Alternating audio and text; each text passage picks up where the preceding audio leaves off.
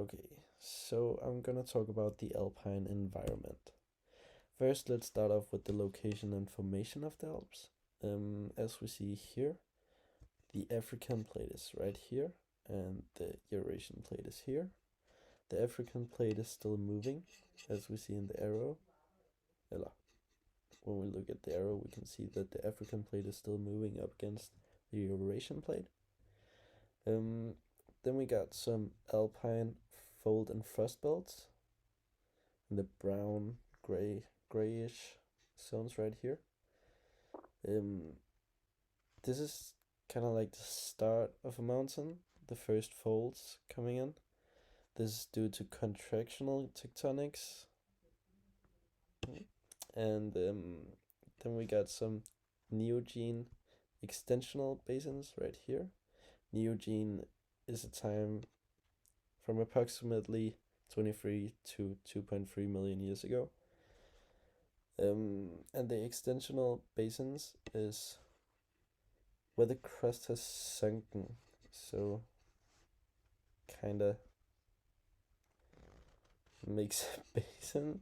And we got some neogene oceanic crust and major faults. This is where there's a lot of plate movement. Yeah, it's all over. um, yes. And then we've got some crustal movement, which means that the crust is moving.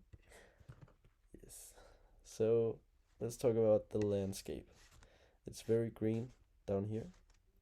Very, very green. Then there's some forest up here. And then when we get more up here, there is no trees or no grass or anything. There's no vegetation at all other than snow and rocks.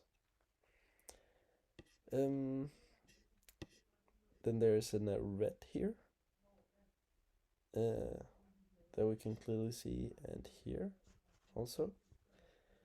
And then we got some pyramidal peak right here.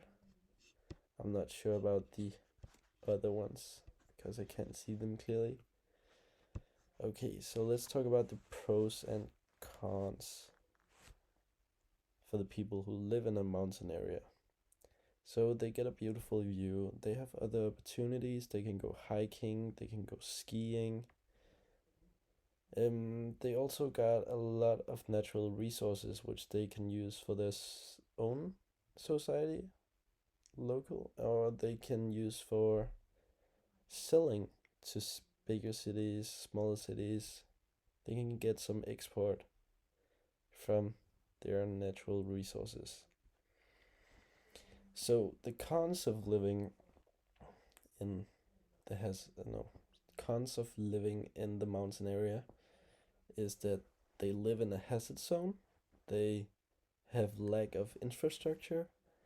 Their job they lack job opportunities.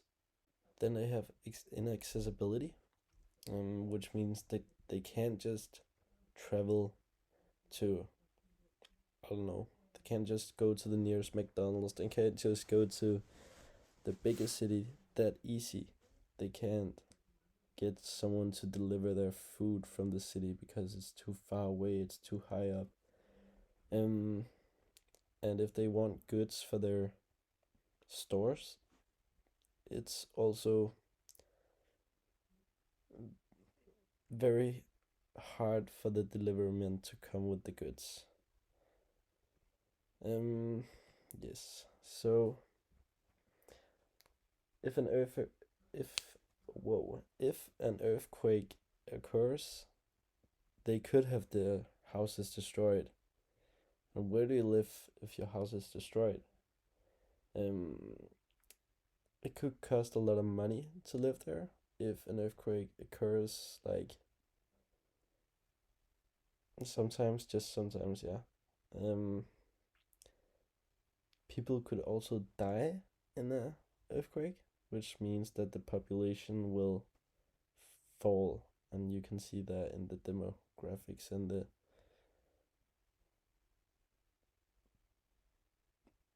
population pyramid.